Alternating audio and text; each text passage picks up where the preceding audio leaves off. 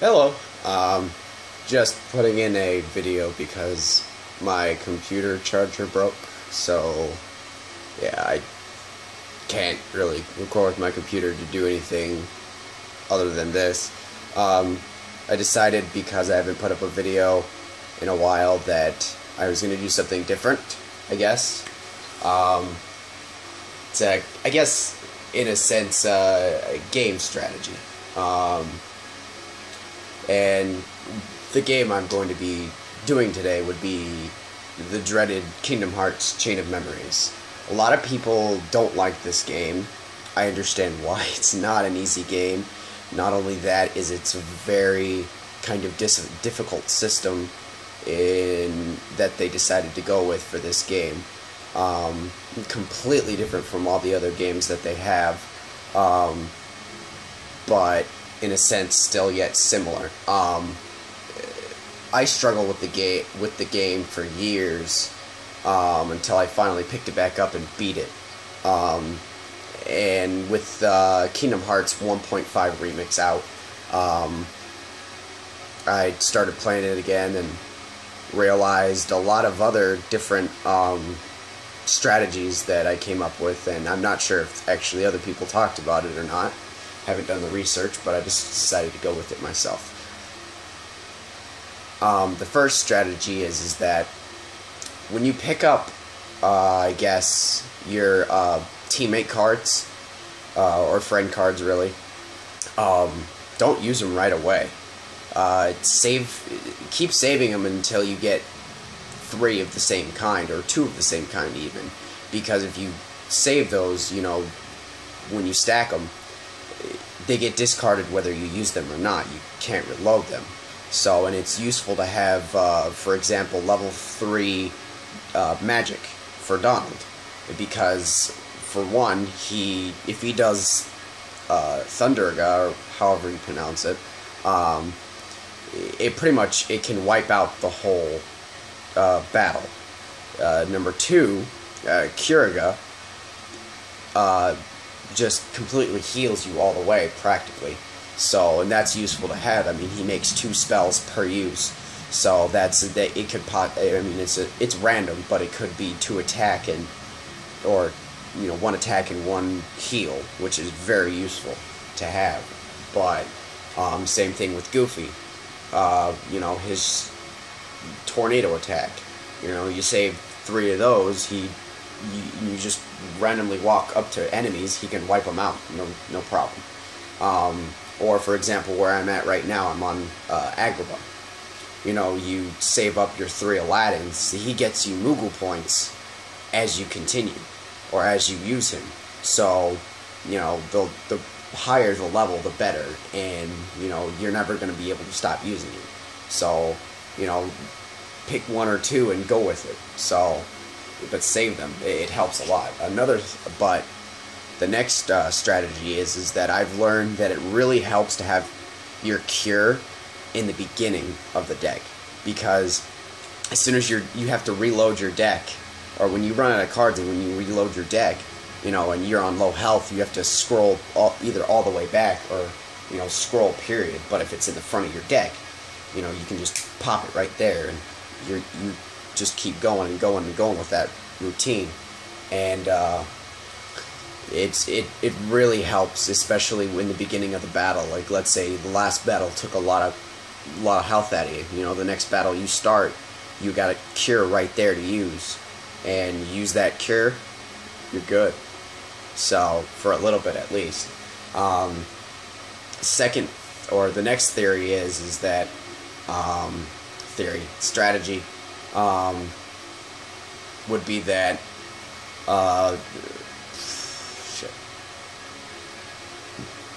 the way you organize your deck really matters. I've come to learn, because if you just randomly place everything everywhere, it's not gonna, if you want to do a certain sleight, like, Sonic Blade, Ragnarok, Arcanum, anything like that, you literally have to go search around. But if you organize it just right, you know where everything is. So you can just quickly scroll to wherever you need it, or set it up so that, have all the just plain attack moves in the beginning, and then the last few attack cards you have, set it up so that all you got to do is just press triangle, triangle, triangle, triangle, or, you know, if you're on GBA or PS2 or even the PS3, you know, it works out that way. So, you know, set up your deck according to what you want to do. So, another thing is that a lot of times I figured out that, you know, I struggle I struggle with either having cards or having enough health, you know. So, you know, I kind of have to. It's hard to figure out which one you want more, because if you know, I mean, even if you even it out, it makes it difficult between both of them. So, you know, like, for example, you know, if you focus on card points, then to have a bigger deck, then you're going to have a problem with health. You know, people are going to hit you and your health is going to be minuscule. But if you focus on health, your card deck's going to be really low, and you're not going to be able to do much with it.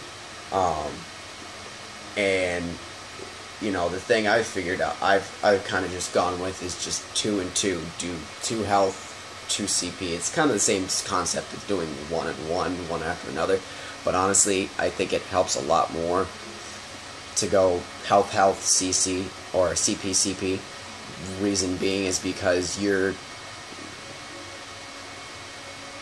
it kind of gives you the 2 up to it. And, you know, if you do what I do, and anytime you see an enemy, you don't run away, you fight them, you'll be fine. Because if you clear out, every time you open up a new room, if you clear out the whole room, you'll be fine. You know, you're consistently getting XP. Like, I think I'm on the 3rd world, and I'm level 20. I don't know if that's where I'm supposed to be or not, but I take out guys pretty fast. So, I mean, really, it's the way you should, that I find best. As for the last strategy, I'd have to say, would be, you know, previously when I played the game, I struggled with having the right map cards that I want. So, the first time you get a roulette card, use it as soon as possible, and every time, make sure you get that roulette card every battle, and just watch as it goes by. When it cycles, see what your choices are. Get roulette a couple times. Make sure you have at least 3 roulette cards. Or if there's a premium room, make sure you get the premium room. An easy way to do it is just watch it carefully. And with me, at least, when I watch it carefully, it's like it slows down, and I'm able to see when the next one's gonna when the next one's gonna be in my area, so I can click. So if you watch it, you can get 3 roulette cards. Or if they have a premium, get that first. That's, you know, because that'll knock down the cost of your card. Though caution about that is that I've realized that the premium cards go away mid-battle. Once you use them, they start to discard, and you can't use them again. So it lowers your deck. So be careful with that. Another thing is that with the roulette, you know, you practically get to choose what map cards you want. So you want to stock up on Moogle Room, the, you know, Calm Bounty, you know, stuff like that, stuff that you want the most. You know, the days map card that makes the days last longer, or, you know, doubles the attack card, magic card, you know. The save rooms. Right now I have 1 save room, and I've only picked up 2. So that's a big thing to make sure you gotta collect, because it really sucks to have to go all the way back to, you know, the beginning, where before you even walk into your world. Because once you go back to that previous hallway, before you go into that next world, and you already have that world set up, everything resets. So you walk out of that world, and you go back in and you practically have to start all over. So be careful about that. Make sure you have your save point rooms, and destroy everything in each area, because they will drop Moogle points, and Moogle points are your currency to buy more cards. It's a random, but it'll help. And the more Moogle points you have, the easier it'll be for you to continue your journey and have cards. That's all I can think of as of right now. Using these strategies makes Kingdom Hearts Chain of Memories so much easier for all three of them, honestly. I've played all three of them, used these strategies. And when I mean all three, Kingdom Hearts Chain of Memories, the Game Boy Advance, the remake on the PS2, the final remix on PS3, and it helps a lot. So, but that's all I got for the day.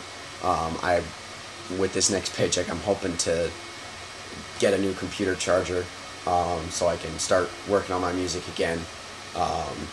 If you guys like this, I will continue it. I've got a bunch of other different game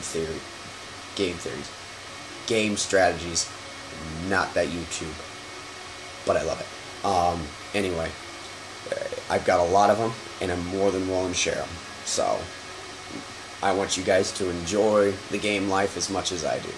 So even if you've got any questions about games or anything like that, I've played a lot of them. There are still some I haven't played, but I'm still willing to maybe give it a shot, see if I can figure something out, or even just research it and see if I can figure something out for you. So, strategies are my thing.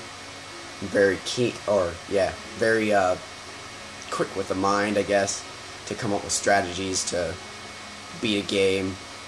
So, if you like this, if it helps you, like it, comment, let me know. I'll continue it. But, yeah, just have a great day.